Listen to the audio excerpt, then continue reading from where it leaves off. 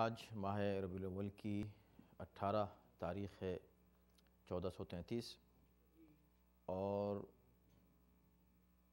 فروری کی 11 تاریخ ہے 2012 اور آج ہم سورہ مبارک نساء کی آیت نمبر 12، 13 اور 14 کی تلاوت کا شرف حاصل کریں گے۔ اعوذ باللہ السمیع العلیم من الشیطان اللعین الرجیم، بسم اللہ الرحمن الرحیم۔ وَلَكُمْ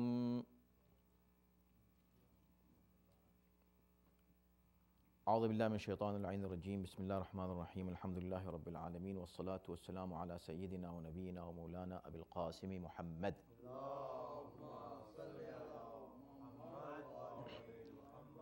وآلہ الطیبین الطاہرین المعصومین۔ بسم اللہ الرحمن الرحیم۔ وَلَكُمْ نِصْفُ مَا تَرَكَ أَزْوَاجُكُمْ إِن لَّمْ يَكُن لَّهُنَّ وَلَدٌ فَإِن كَانَ لَهُنَّ وَلَدٌ فَلَكُمُ الرُّبُعُ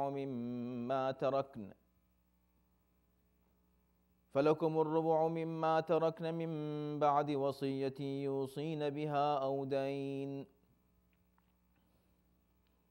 وَلَهُنَّ الرُّبُعُ مِمَّا تَرَكْتُمْ إِن لَّمْ يَكُن لَّكُمْ وَلَدٌ فَإِن كَانَ لَكُمْ وَلَدٌ فَلَهُنَّ الثُّمُنُ مِمَّا تَرَكْتُمْ مِن بَعْدِ وَصِيَّةٍ تُوصُونَ بِهَا أَوْ دَيْنٍ وَإِن كَانَ رَجُلٌ يُورَثُ كَلَالَةً أَوْ امْرَأَةٌ وَلَهُ أَخٌ أَوْ أُخْتٌ فَلِكُلِّ وَاحِدٍ مِّنْهُمَا السُّدُسُ فَإِن كَانُوا أَكْثَرَ مِن ذَلِكَ فَهُمْ شُرَكَاءُ فِي الثُّلُثِ من بعد وصية يوصى بها أو دين غير مضار وصية من الله والله عليم حليم۔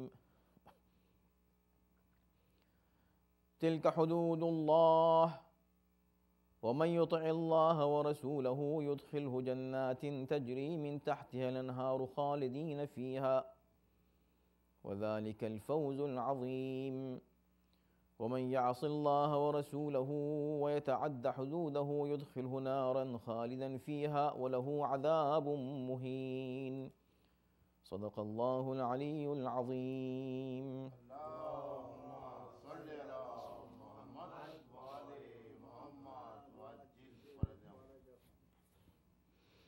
ارشاد ہو رہا ہے، اور تمہارے لیے اس مال میں جو تمہاری بیویاں چھوڑ کر جائیں آدھا حصہ ہے، اگر ان کے اولاد نہ ہو، اور اگر ان کے اولاد ہو تو تمہارے لیے بیویوں کے ترکے میں وصیت پوری کرنے کے بعد اور قرض ادا کر دینے کے بعد چوتھائی حصہ ہے، اور بیویوں کے لیے تمہارے ترکے میں چوتھائی حصہ ہے اگر تمہارے اولاد نہیں ہے، اور اگر اولاد ہے تو ان کے لیے تمہارے ترکے میں 8واں حصہ ہے، وصیت پوری کرنے کے بعد اور قرض کی ادائیگی کے بعد۔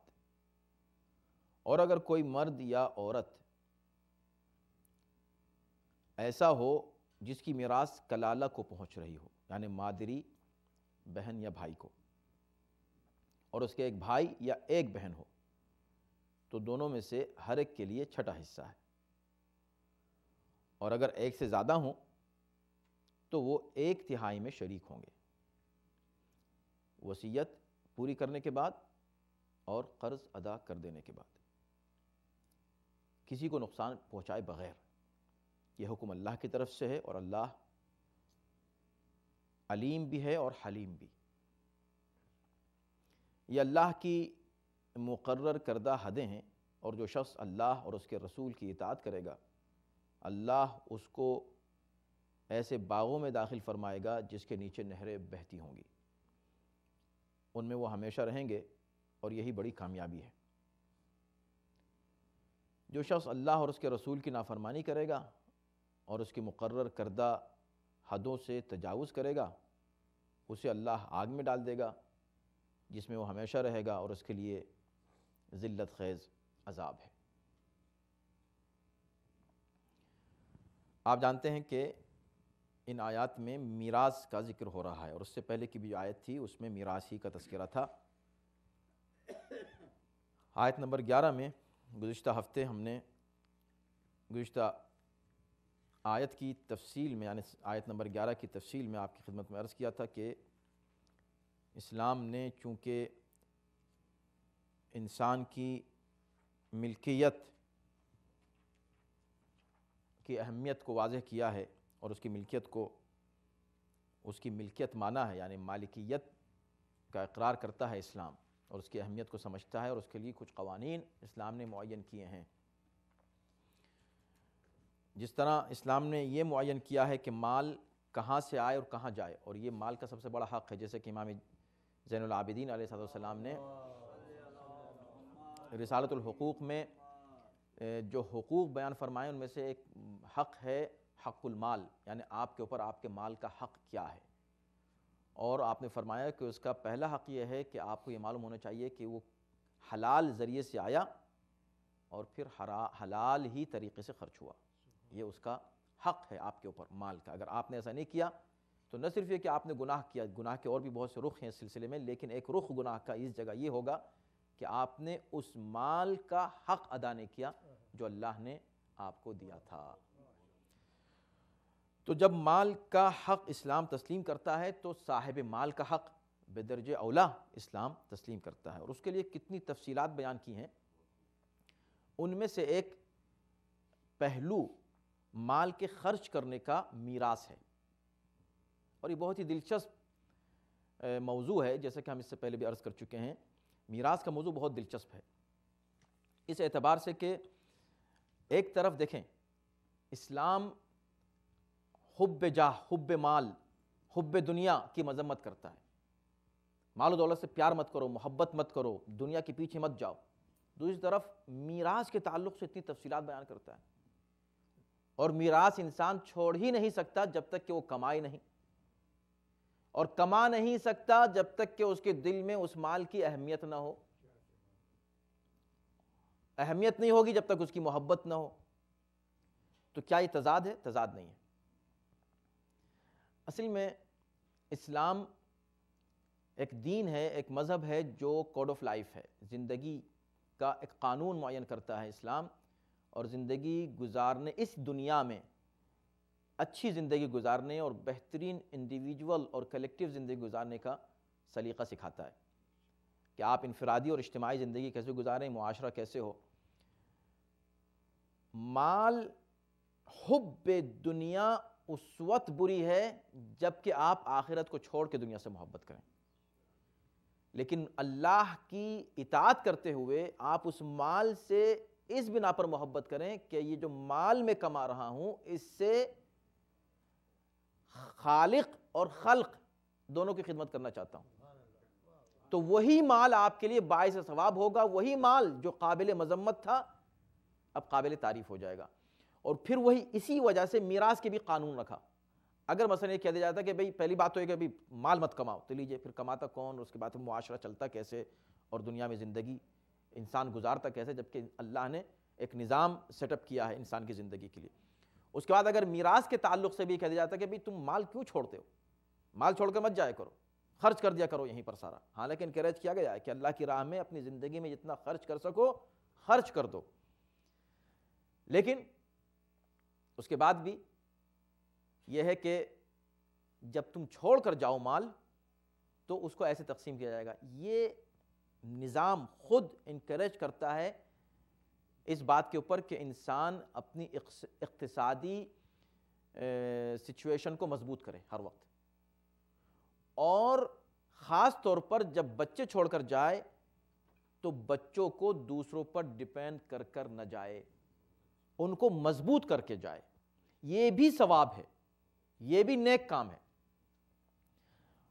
اور اس میں یہاں پر خیر یہ تو میراث کا تذکرہ ہے، درمیان میں کبھی کچھ ایسی ضروری باتیں آ جاتی ہیں کہ کرنا ضروری ہے۔ دیکھیں میراث چھوڑ کے جا رہا ہے انسان، تو سب سے پہلی بات تو یہ کہ جو آپ چھوڑ کے جا رہے ہیں غور کریں کہ وہ حلال ذریعے سے آیا تھا، اس کے بعد آپ یہ بھی جو ہے یعنی میک شور کریں کہ جو چھوڑ کر جا رہے ہیں حلال ذریعے سے خرچ ہوگا۔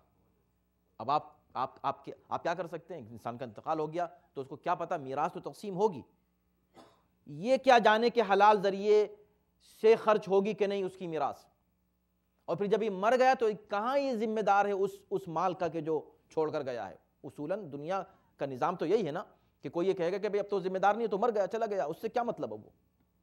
اب کوئی اس کو حرام میں خرچ کرے، اس کا وارث حلال میں خرچ کرے، اس سے کیا مطلب؟ وہ تو ذمہ دار نہیں ہے، تقسیم تو وہ لوگ کر رہے ہیں۔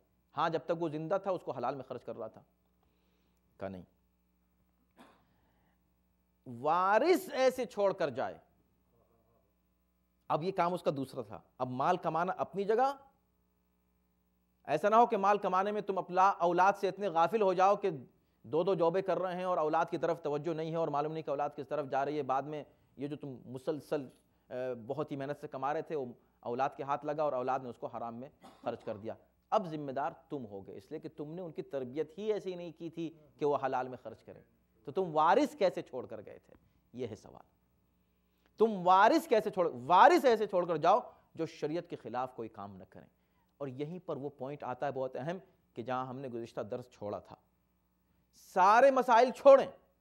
کتنے افسوس کی بات ہے کہ یہ امت اپنے پیغمبر پر کتنا بڑا الزام لگا رہی ہے کہ وہ اب نبی ایک ہی بیٹی چھوڑ کر گیا اور اس کو بھی یہ نہیں بتا کر گیا کہ بھئی یہ حق تمہارا نہیں ہے، تم اس کو مانگنا نہیں، جو حق اپنا نہ ہو اس کا مانگنا جائز نہیں ہے۔ تو جو نبی، نعوذ باللہ اگر یہ بات صحیح ہے تمہاری کہ بھئی ان کو نہیں مانگنا چاہیے تھا یا ان کو معلوم نہیں تھا، تو جو نبی اپنی اولاد کو بتا کر نہ جائے وہ امت کو بتا کر کیا جائے گا؟ سوچنے کی بات ہے۔ نہیں، نبی نے اپنی بیٹی کو علمی وراثت بھی دی اور مالی وراثت بھی دی جو قانون شریعت کا ہے، دونوں وراثت ان کے پاس تھی، لہٰذا ان کی طرف سے اس بات کی امید نہیں، کوئی مومن سوچ بھی نہیں سکتا، تصور بھی نہیں کر سکتا کہ نبی کی بیٹی آ کر کوئی ایسا حق طلب کریں گی جو ان کا نہیں ہے۔ تو تربیت کی شرط ہے تاکہ میراث صحیح تقسیم ہو۔ اور اس سے پہلے کہ ہم آگے بڑھیں، وہ یہ کہ ایک وہ حدیث جو ہے امیر المؤمنین علیہ السلام کا فرمان، وہ بہت دلچسپ ہے۔ ایک تو یہ کہ انسان نے حلال مال چھوڑا مگر جو وارث چھوڑے وہ صحیح نہیں تھے، اس کی بہت بڑی بدقسمتی ہے انسان کی۔ ایک صورت ہے اس سے بھی بدتر، انسان نے مال چھوڑا حرام ذریعے سے کمایا ہوا اور وہ ان لوگوں کے ہاتھ لگا کہ جو انہوں نے حرام میں اس کو خرچ کیا، یہ بہت ہی بدتر صورت ہے۔ ایک اور صورت ہے ان دونوں کے بیچ کی صورت، وہ یہ ہے کہ اس نے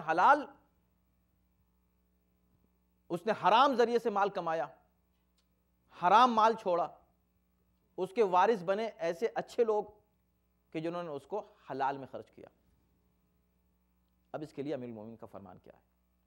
فرماتے ہیں کہ قیامت کے دن سب سے زیادہ حسرت اس شخص کو ہوگی کہ جس نے حرام ذریعے سے مال کمایا اور اس کا عذاب وہاں بھگت رہا ہے، اور اسی مال کا وارث ہوا کوئی ایسا شخص جس نے اس کو اللہ کی راہ میں خرچ کیا اور اسی مال سے وہ جنت پہنچا ہوا ہے۔ مال اسی کا ہے، اسی مال کی وجہ سے وہ جہنم میں ہے اور اسی مال کی وجہ سے کوئی دوسرا جنت میں چلا گیا ہے۔ سب سے زیادہ حسرت اس کو ہوگی۔ لہٰذا اسلام جب اتنی تفصیلات بیان کرتا ہے مال کے تعلق سے، تو ایک طرف یہ کہتا ہے کہ مال پر توجہ نہ دو، دوسری طرف کہتا ہے کہ مال اتنا اہم ہے کہ ہم میراث کے تعلق سے بھی اتنی ڈیٹیل میں جاتے ہیں جس میں اب اس آیت میں آپ سماعت فرمائیں گے۔ تو اس کا ریزن یہی ہے کہ آپ کو متوجہ رہنا ہے کہ آپ کیا کر رہے ہیں، کیا کہہ رہے ہیں۔ وَلَكُمْ نِصْفُ، اب یہ آیت نمبر 12۔ تو گزشتہ جو آیت تھی وہ پہلے طبقے کی میراث کی بات کر رہی تھی جس میں اولاد اور والدین کی بات ہوئی تھی۔ اب یہاں زن و شوہر کے میراث کی بات ہو رہی ہے۔ وَلَكُمْ نِصْفُ مَا تَرَكَ أَزْوَاجُكُمْ، تمہاری ازواج جو کچھ بھی چھوڑ کر جائیں، تمہاری بیویاں، اس میں سے تمہارا آدھا حصہ ہے۔ تو اگر بیوی کا انتقال ہو جائے اور میراث تقسیم ہو رہی ہو تو شوہر کو میراث ملے گی، مگر اس کی دو صورتیں ہیں۔ ایک صورت یہ ہے کہ بیوی کے اولاد ہو، چاہے وہ اسی شوہر سے ہو یا کسی اور شوہر سے ہو، تو اگر اولاد ہے تو اس کا حصہ 8واں ہو جائے گا، 1/8 نہیں، شوہر کا حصہ ہوگا 1/4، عورت کا حصہ ہو جائے گا 1/8 اگر شوہر مرا ہے تو۔ اگر اولاد نہیں ہے تو عورت کا حصہ ہوگا 1/4، چوتھائی حصہ، اور مرد کا ہوگا حصہ آدھا۔ اگر شوہر مرا ہے تو عورت کو اتنا ملے گا، مرد مرا ہے تو اتنا ملے گا۔ اس کی تفصیل ہے، یعنی کہ اصولاً ایک بنیاد یہ ہے، لیکن اس کو کتنی تفصیل سے پوری آیت میں پیش کیا قرآن نے، حالانکہ اتنی تفصیلات قرآن پیش نہیں کرتا۔ تو کہا وَلَكُمْ نِصْفُ مَا تَرَكَ أَزْوَاجُكُمْ، تمہارے لیے آدھا حصہ ہے، مرد کا، شوہر کا آدھا حصہ ہے اگر بیوی مر جائے، بشرطے کہ اس کے کوئی اولاد نہ ہو، تو پورے ترکے کا آدھا حصہ اس کو ملے گا، باقی بعد میں سب تقسیم کریں گے۔ فَإِن كَانَ لَهُنَّ وَلَدٌ فَلَكُمُ الرُّبُعُ، لیکن اگر ان کے اولاد بھی ہے تو شوہر کو 1/4 ملے گا، 1/4 ملنے کے بعد باقی حصہ سب کو تقسیم ہوگا۔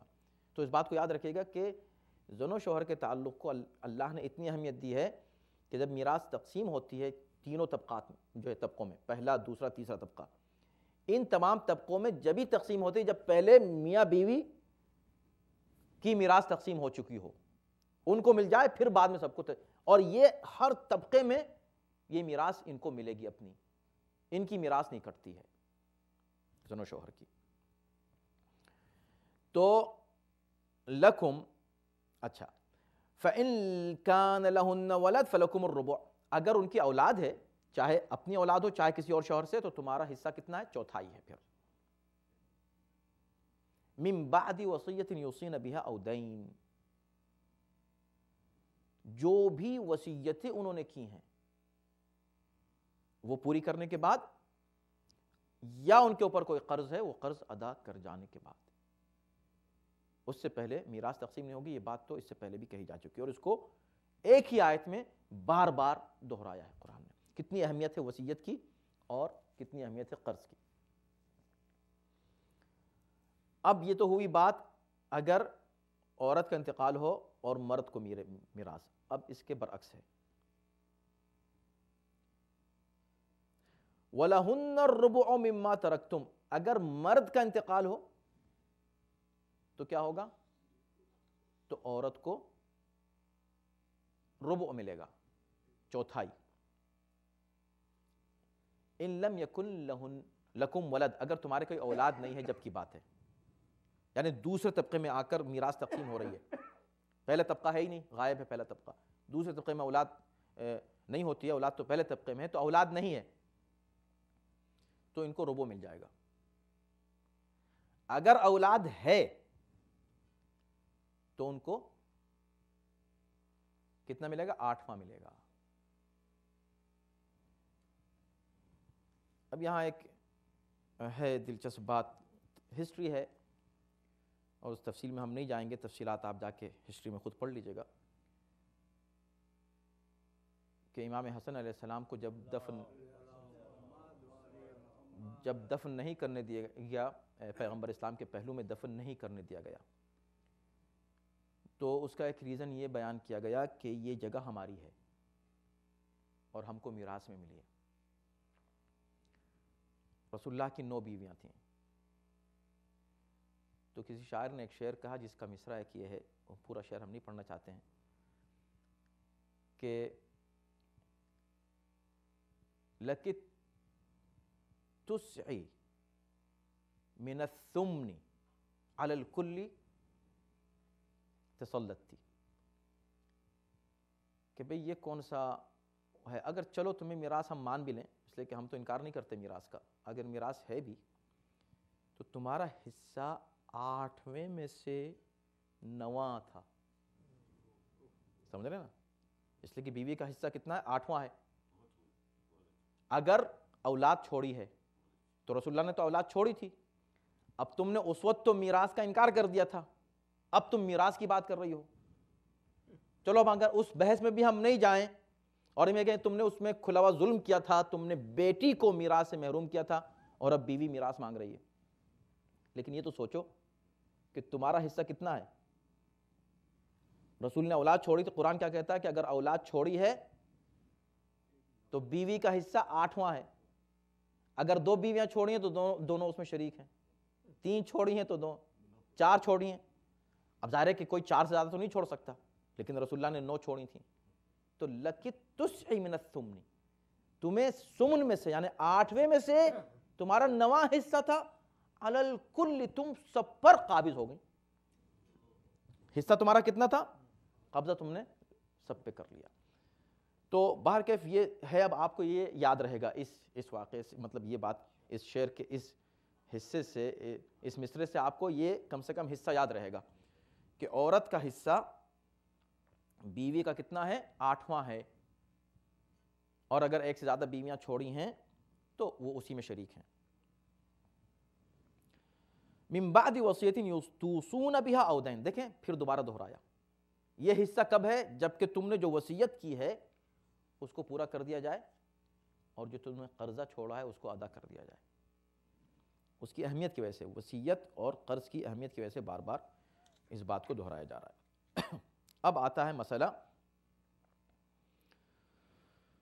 وَإِن كَانَ رَجُلٌ يُورَثُ كَلَالَةً، اب یہاں ایک لفظ آیا ہے کلالہ، اور اس پر بڑی بحث کی ہے مفسرین نے، بڑی روایات ہیں اس کے تعلق سے کہ کلالہ کا مطلب کیا ہے۔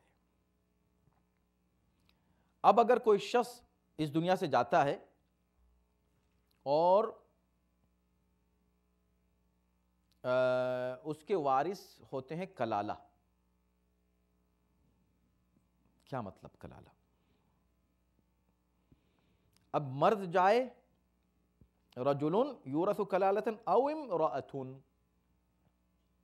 یا عورت کا انتقال ہو اور اس کے وارث کلالہ ہوں، تو کلالہ جو ہے وہ مصدر ہے، اور کچھ مفسرین نے لکھا ہے کہ اس کا مطلب ہے قوت کا زائل ہونا، انسان کا کمزور ہونا، اس کی لغوی معنی بیان کر رہے ہیں۔ کچھ لوگوں نے کہا ہے کہ اس کا مطلب ہے احاطہ، یعنی گھیر لینا، اور اسی سے کل ہے، کل جو کہتے ہیں سب، وہ اسی سے ہے۔ تو چونکہ وہ احاطہ کرتا ہے ایک رشتہ جس کا ذکر کلالہ سے کیا جا رہا ہے بیان کر کے، وہ کیا ہے؟ وہ ہے بہن بھائی کا رشتہ۔ کمزوری کے معنی میں بھی اس کو لیا جا سکتا ہے اور احاطے کے معنی میں بھی اس کو لیا جا سکتا ہے۔ یعنی کیوں استعمال کیا لفظ کلالہ؟ اور یہ 2 ہی جگہ استعمال ہوا ہے پورے قرآن میں، ایک تو اس جگہ اور ایک سورہ نساء کی بالکل آخری جو آیت ہے اس میں بھی میراث ہی کا ذکر ہے اور اس میں لفظ کلالہ آیا ہے۔ تو کلالہ اصل میں کہتے ہیں بہن بھائی کو۔ تو چونکہ اصل جو رشتہ ہے، بنیادی جو رشتہ ہے، یہ تو فرعی رشتہ ہے، بہن بھائی کا رشتہ اصلی رشتہ نہیں ہے، فرعی رشتہ ہے۔ یعنی اس معنی میں فرعی ہے کہ عمودی جو رشتے ہیں، بیٹا، باپ، دادا، پردادا، یہ عمودی رشتے ایسے چل رہے ہیں، اور یعنی ورٹیکل۔ پھر افقی رشتے ہیں، اسے دوسرے رشتے سے بنتے ہیں، بہن، بھائی، ان کے بچے، چچا، ماموں، خالو، یہ سب اس طرح بنتے ہیں رشتے۔ تو ہو سکتا ہے کلالہ کا لفظ اس لیے استعمال کیا ہو کہ بہن بھائی کے رشتے احاطہ کرتے ہیں اس عمودی رشتے کو۔ اور ممکن ہے کہ اگر کمزوری کے معنی میں ہے، قوت کے زائل ہونے کے معنی میں کلالہ ہے، تو وہ اس لیے ہے کہ کلالہ یعنی اس وقت بہن بھائیوں کو کہتے ہیں جبکہ مرنے والے کے والدین نہ ہوں اور اولاد نہ ہو، تب جو اس کے بہن بھائی بچتے ہیں وہ کلالہ ہیں۔ کیوں؟ اور آسان کرنے کے لیے یاد ہے نا ہم نے آپ کی خدمت میں عرض کیا تھا کہ طبقات 3 ہیں. پہلے طبقے میں اولاد اور والدین آتے ہیں, دوسرے طبقے میں بہن بھائی آتے ہیں, اور دادا دادی وغیرہ یہ دوسرے طبقے میں آتے ہیں. تیسرے طبقے میں جا کر پھر چچا ماموں خالو وغیرہ, خالہ خالو. ٹھیک ہے, یہاں جو بیان کیا جا رہا ہے معاملہ وہ دوسرے طبقے کا ہے, پہلے طبقے کی بات نہیں ہو رہی ہے. پہلا اگر طبقہ ہے تو کسی اور کو نہیں ملتا, لیکن دوسرے طبقے میں بہن بھائی کا ذکر ہو رہا ہے. تو چونکہ ماں باپ اگر نہیں ہوتے, جو شخص ماں باپ اور اولاد نہیں چھوڑ کر گیا تو گویا ایک لحاظ سے کمزور تھا. اب اس کی جو میراث ہے وہ اس کو اصل کو نہیں مل رہی ہے, جو اس کے اصلی وارث تھے اولاد یا اس کے ماں باپ. کس کو مل رہی ہے؟ جو اس کے فرعی رشتہ دار ہیں ان کو مل رہی ہے, یعنی بہن بھائیوں کو مل رہی ہے. تو یہ بھی ایک طرح سے اس کی کمزوری تھی, یعنی ایک لحاظ سے رشتے کی کمزوری گویا کہ ظاہر کرنے کے لیے ممکن ہے یہ ایک سبب ہو. جو بھی اس کا سبب ہے, لیکن قرآن نے لفظ کلالہ استعمال کیا ہے بہن اور بھائی کے معنی میں. یہاں پر یہ کہا جا رہا ہے کہ اگر کلالہ چھوڑ کر جائے, مرد ہو یا عورت, وَلَهُ أَخٌ أَوْ أُخْتٌ. اب یہاں 2 صورتیں ہیں پھر دوبارہ. دیکھیں کتنی ڈیٹیل میں, یہ آپ سوچیں کہ یہ کہا ایک مختصر ایک بات کہہ کے, اور کہا جا سکتا تھا کہ ڈیٹیل جا کر تم سیرت رسول سے لے لو, جیسے اور دیگر مسائل میں کہہ دیا گیا. لیکن کتنی ڈیٹیل بیان کی گئی, اگر ایسا ہو تو, اور اگر ویسا ہو. اگر ایک بہن یا ایک بھائی چھوڑا ہے, فَلِكُلِّ وَاحِدٍ مِّنْهُمَا السُّدُسُ, تو ان میں سے ہر ایک کو چھٹا حصہ ملے گا. اگر ایک بھائی اور ایک بہن چھوڑی. فَإِن كَانُوا أَكْثَرَ مِن ذَلِكَ, لیکن اگر ایک سے زیادہ ہیں بہن بھائی تب قانون بدل جائے گا. قانون کیا بدلے گا؟ فَإِن كَانُوا أَكْثَرَ مِن ذَلِكَ فَهُمْ شُرَكَاءُ فِي الثُّلُثِ, تو پھر سب کے سب 1/3 میں شریک ہوں گے. من بعد وصیۃ یوصی بہا او دین, پھر دوبارہ یہاں پر یہ کہہ دیا گیا کہ یہ اس وقت ہے جب کہ وصیت ادا کر دی گئی ہو اور قرض ادا کر دیا گیا ہو, اس کے بعد ہے. یہ پھر تاکید کر دی گئی. اب یہاں پر ایک لفظ استعمال کیا, غیر مضارن. اچھا, یہ غیر مضارن کیا مطلب؟ غیر مضارن یعنی کسی کو ضرر نہ پہنچے. اس میں جب یہ تقسیم ہو رہی ہے تو کسی کو ضرر نہ پہنچے. ضرر کیسے پہنچے گا کسی کو؟ بعد وصیتن, اصل میں یہ اشارہ ہے وصیت کی طرف, یعنی وصیت کرنے والے نے کوئی ایسی وصیت نہ کی ہو جس سے ضرر پہنچے میراث پانے والے کو.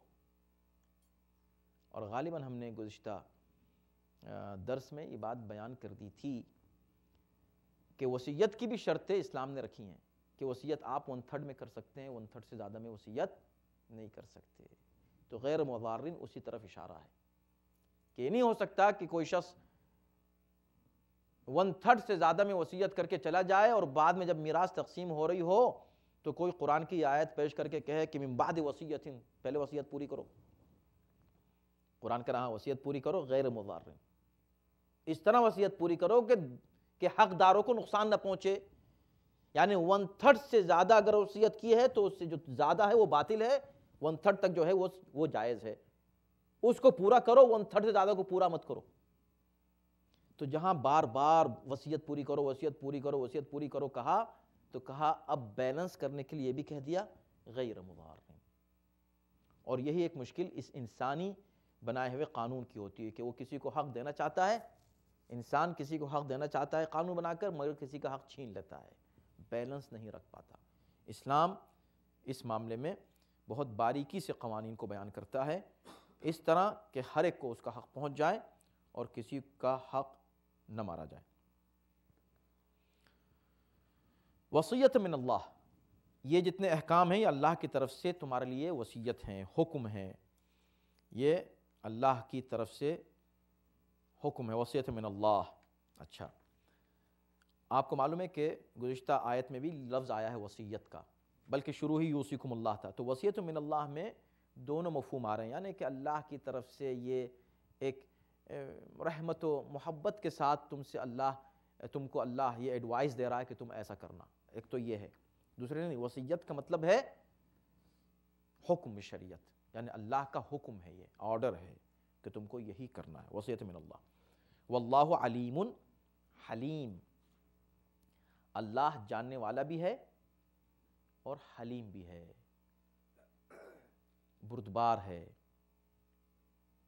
برداشت کرنے والا ہے، حلیم ہے۔ تو وہاں پر کہا تھا علیم حکیم، ان اللہ کان علیما حکیما، اور یہاں کیا کہا جا رہا ہے؟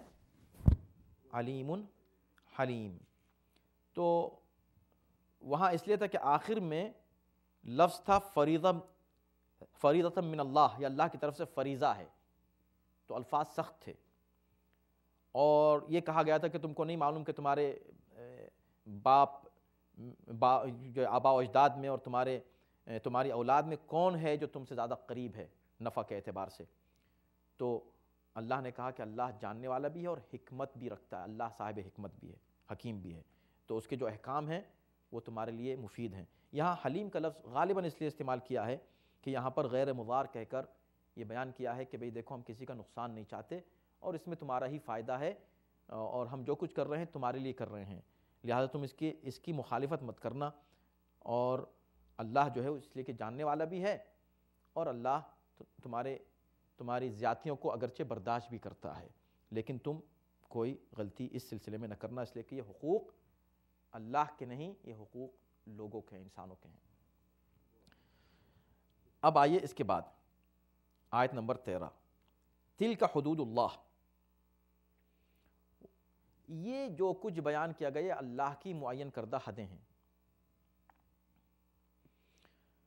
حد کا لفظ استعمال کیا ہے، اور یہ بار بار قرآن نے استعمال کیا لفظ حد، جیسے کسی شے کی لمٹ ہوتی ہے، آپ ایک لائن کھینچ دیں کہ بس یہ اس جگہ کی حد ہے، اس کو کراس نہیں کرنا ہے۔ جتنے احکام شریعت ہیں یہ اللہ کے حدود ہیں، جو بھی حلال و حرام ہیں یہ اللہ کی حدیں ہیں، یعنی اللہ نے کہہ دے کہ یہاں تک تم یہ کام کر سکتے ہو، یہ ہے لمٹ، یہاں تک نہیں کر سکتے، یہ ہے تمہاری لمٹ۔ تو حدود الہی ہیں اور ان حدود کو کراس نہیں کیا جا سکتا۔ تلک حدود اللہ ومن یطع اللہ ورسولہ یدخلہ جنات، اب یہاں ظاہر سی بات ہے کہ جیسے یہ قرآن کا اسٹائل ہے، اسلوب ہے کہ وہ ثواب بھی دکھاتا ہے اور عقاب بھی دکھاتا ہے، کرو گے تو یہ ثواب ملے گا، نہیں کرو گے تو یہ عذاب ہوگا۔ تو وہی یہاں کہا جا رہا ہے کہ جو اللہ اور رسول کی اطاعت کرے گا اللہ اس کو جنتوں میں داخل کرے گا، یدخلہ جناتن، جنتن نہیں، عام طور پر جنت سنگولر یوز ہوتا ہے، لیکن یہاں پر جناتن پلورل یوز کیا جا رہا ہے، اللہ جنتوں میں تم کو داخل کرے گا۔ تو یہ اس لیے ہے کہ چونکہ جنت کے معنی ہیں باغ، اور یہاں کہا ہے باغوں میں داخل کرے گا، یعنی ایک جنت نہیں، تم ایک جنت سے دوسری جنت میں بھی جا سکو گے، اس کے بعد پھر سیر کرنے کے لیے تیسری جنت میں چلے گئے، چوتھی میں چلے گئے، جنتیں ہی جنتیں ہیں، باغ ہی باغ ہیں وہاں، جہاں تم کو اللہ داخل کرے گا، جس بہشت میں داخل کرے گا وہ اس میں باغ ہی باغ ہیں، ان جنتوں میں تم داخل ہوگے، تجری من تحت الانہار، جن کے نیچے نہریں بہہ رہی ہوں گی۔ ظاہر سی بات ہے کہ یہ ایک ایسی کیفیت کی منظر کشی ہے کہ جو انسان کو اچھی لگتی ہے، کہ باغ ہے اور باغ کے ساتھ نہریں بہہ رہی ہیں، ایک شاندار خوبصورت منظر ہے، پرسکون ماحول ہے، تم وہاں پر داخل ہو جاؤ گے۔ وَذَلِكَ الْفَوْزُ الْعَظِيمُ، اور جو شخص اللہ کی حدود کی پابندی کرتا ہے، اس کی حدوں کی، جہاں حرام ہے وہاں رک جاتا ہے، جہاں پر حلال ہے اور واجب ہے اس کو آگے بڑھنا ہوتا ہے، تو جو اللہ کی حدود کی پابندی کرتا ہے یہی اصل میں سب سے بڑی کامیابی ہے۔ وَمَنْ يَعْصِ اللَّهَ وَرَسُولَهُ، اور جو اللہ اور رسول کی مخالفت کرے، وَيَتَعَدَّ حُدُودَهُ، اور اس کے حدود وہ تجاوز، اس کے حدود سے تجاوز کر جائے، اس کے حدود کو پار کر دے، یعنی پرواہ نہیں کرے کہ کیا حرام ہے، پرواہ نہیں کرے کہ کیا حلال ہے، پرواہ نہیں کرے کہ کیا واجب ہے. تو جو حدود سے تجاوز کرے یدخلہ نارا خالدا فیہا، یہ اس کے بالکل مقابلے پر ہے. وہاں جنتیں تھیں، یہاں پر نار ہے. اچھا، اتفاق یہ ہے کہ قرآن نے جنت کو کئی جگہ پلورل کے طریقے پر یوز کیا ہے، صیغے کے ساتھ جمع کے، لیکن جہنم کو ایک ہی صیغہ نار یا جہنم استعمال کیا ہے. تو یہاں پر پلورل کا صیغہ نہیں ہے. یعنی مطلب یہ ہے کہ جہنم جو ہے اس کی وہی کیفیت ہوگی، ایک ہی ہوگی، عذاب سب کے لیے ہوگا. لیکن جنت کے درجات ہیں، جنت میں مختلف باغات ہیں، جنت ایک سے زیادہ ہے. یعنی نعمتوں کا تم تصور کر ہی نہیں سکتے کہ کتنا زیادہ، اس لیے کہ اللہ کی رحمت بہرحال اللہ کے قہر سے زیادہ ہے. اللہ کے قہر پر غالب ہے. غلبت رحمتہ غضبہ، اس کی رحمت اس کے غضب پر غالب ہے. اس کے بعد بھی اگر انسان اس کی رحمت سے فائدہ نہ اٹھائے اور اس کے غضب کا جو ہے حقدار ہو تو اس سے زیادہ بد نصیب کون ہو سکتا ہے. وَلَهُ عَذَابٌ مُهِينٌ، اور اس کے لیے اہانت آمیز، اس کے لیے اہانت آمیز اور تکلیف دہ عذاب ہے اس شخص کے لیے کہ جو اللہ کی حدوں کو پار کر دے. دیکھیں یہ جہاں پر آ کر آیتیں ختم ہوتی ہیں، دو آیتیں بیان کی گئیں میراث کے تعلق سے، اس کے بعد دو آیتیں بیان کی گئیں جن میں ایک ثواب کا ذکر ہے اور ایک عذاب کا. 4 آیتیں ہیں. تو اس سے اندازہ ہوتا ہے کہ اللہ کی نظر میں انسان کے حقوق کی کتنی اہمیت ہے. اور یہ سب صرف اس لیے کہ کسی ایک، جب آپ نے شان نزول سنا کہ ایک صحابی جو ہیں ان کا انتقال ہوا اور بیوی کو اس کے حق نہیں ملا اور بھائیوں نے اس کے حق کو تقسیم کر لیا آپس میں، اس پر یہ آیتیں نازل ہوئیں اور اس پر پھر یہ ثواب کا ذکر اور اس کے بعد پھر یہ عذاب کا ذکر. یعنی کتنا اہتمام کیا اسلام نے ایک حق، ایک مسئلے پر. ظاہراً ایک مسئلہ تھا، ایک عورت کا حق مارا گیا تھا تو اسلام نے فوراً یہ آیتیں نازل کی کہ تم ایک عورت کا حق نہیں جو ہے مار سکتے ہو. ہاں، ہم تم کو بتائیں گے کہ تم میراث کس طرح تقسیم کرو تاکہ تم کو بھی تمہارا حق مل جائے. ایسا نہیں ہے کہ اب یہاں جو انسانی قانون ہے وہ حق دینا چاہتا ہے عورت کو، تو اس کو اتنا حق دے دیا ہے کہ اس سے مرد کا حق مارا جا رہا ہے.